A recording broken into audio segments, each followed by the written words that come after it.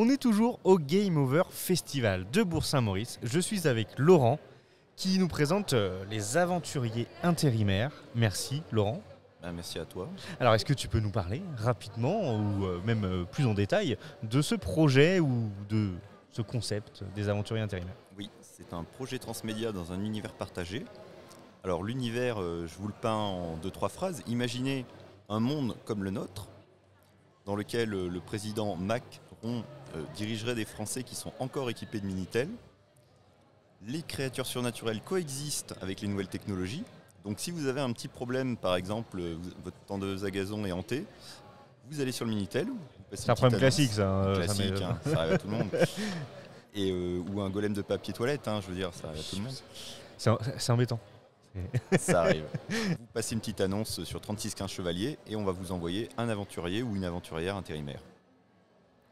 Ça, c'est le pitch de départ. Ça, c'est le pitch initial. De à peu près tous nos romans et tous nos jeux. Ok. C'est l'univers finalement. Voilà, c'est l'univers. Alors après, il contient beaucoup de choses parce qu'à la base, il y a une nouvelle et un roman que j'avais écrit. D'accord. Qui pose un peu les bases de l'univers. Après, on a lancé des projets un peu plus vastes. On a fait un jeu vidéo narratif qui est une enquête. Et autour de ça, on a fait d'autres choses. Parce que Lucille Dumont a écrit, par exemple, un roman qui raconte les origines de l'héroïne que vous allez incarner dans le jeu vidéo. D'accord, ok. Du coup, il y a des rembours entre les deux. Et nous avons également 8 auteurs qui ont chacun réalisé une petite nouvelle sur les PNJ du jeu vidéo. Ok. C'est-à-dire que les PNJ que vous croisez, vous pouvez apprendre des choses sur ce qu'ils font, les matchs de foot du week-end, comment ils se comportent. C'est un univers étendu, quoi. Voilà, on a voulu essayer de travailler vraiment la densité narrative, un petit peu, donner de l'épaisseur au personnage, savoir qu'un personnage qu'on croise, il a une famille, des activités, des choses qu'on ne verra pas forcément dans le jeu, parce que c'est à côté. Et du coup, c'est très compliqué en fait, parfois justement on se prend les pieds dans le tapis parce qu'il faut faire beaucoup de renvois. Et il faut garder une cohérence dans tout ça. Voilà, et alors le jeu Milena et le lycée hanté, il a été donc il est le résultat d'un produit collectif. Après, il y en a qui ont fait beaucoup dessus. Ma collègue Eva Simonin, elle a fait l'architecture narrative, c'est-à-dire prévoir tous les embranchements. Parce que comme vous faites des choix, il y a beaucoup de trajectoires, il y a 20 fins différentes. Donc, tout des impacts. Voilà, chaque choix a un impact, comme dans les jeux Telltale. Et c'est mon collègue Jean Vigne qui a rédigé également tous les dialogues. Alors c'est une œuvre pharaonique, ça doit être l'équivalent de 5 romans. Oui, c'est énorme. moi j'ai fait le codage, après j'ai un peu mis ça tout en place.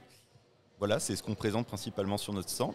Mais sachez qu'autour de l'univers, il y a encore eu d'autres initiatives. Il y a eu un livre-jeu qui se déroule à Saint-Flour. Il y a eu également une série de vidéos faites par José Raymond sur les légendes du Mâconnais. D'accord. Du coup, ça recoupe pas mal avec notre univers. Il y a Hugo Labrande qui avait fait une fiction interactive qui s'appelle Le Kebab hanté, dans laquelle on mène aussi une enquête dans un kebab. Puis il y avait plein de choses. Avec Fabula, il y avait également eu une histoire adaptative Ghislain, aventurier intérimaire. Donc voilà, c'est à partir de cette base d'univers, il est possible à différents artistes d'imaginer soit des histoires, soit des enquêtes. Okay. Voilà, Aujourd'hui, 2 questions. 1, je suis plutôt consommateur, j'ai envie de vous retrouver. J'imagine sur les réseaux, sur Internet, tout est possible. Oui.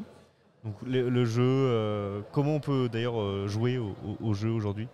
Alors, on a mis notre jeu aventurier intérimaire Milena et le lycée hanté sur Itch.io. D'accord. Qui est une plateforme comme Steam, mais plutôt dédiée aux indépendants. Alors, je vais être honnête, c'est parce qu'ils prennent beaucoup moins d'argent que Steam. Il y a bonne commission. Voilà. Donc on remettra le lien dans la description. Et ma deuxième question, c'est je suis plutôt un artiste, un créateur, et j'ai envie de participer au projet. C'est également possible? Oui, ça arrive qu'on nous fasse des propositions spontanées. Alors, n'hésitez pas à contacter directement un membre de l'équipe ou moi pour proposer. Pour prendre part à l'aventure. Voilà, on est ouvert. On nous a envoyé des fanfics par exemple. Et alors au début, la toute première en 2016, on était vraiment très surpris. Parce que je vais la citer, c'est Ninou Sirico qui avait fait Sortir du placard. Une nouvelle très intéressante justement sur un monstre avec toute une métaphore sur sortir du placard. Les gens comprendront, je pense. On ne savait pas trop quoi en faire parce qu'on était vraiment flattés. C'est super d'avoir des gens qui prennent de leur temps pour proposer un truc. Tout à fait. Je veux dire déjà quand quelqu'un achète quelque chose, c'est déjà flatteur. C'est très gratifiant, mais en plus que quelqu'un ait pris le temps de nous faire un petit truc comme ça, moi j'applaudis des deux mains, vraiment. Et du coup, dans l'anthologie Aventurière intérimaire 2, qui est une grosse anthologie dans laquelle on avait rassemblé pas mal de nouvelles.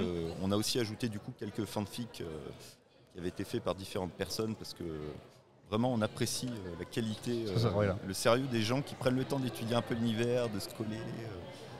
Voilà, donc c'est eux que j'applaudis, franchement. Et bah c'est noté. Bon, en tout cas, tous les liens sont dans la description si on a envie d'en savoir un petit peu plus. Et puis bah écoute, moi je te remercie Laurent pour ton temps et je te souhaite une très très bonne aventure. Merci. À bientôt.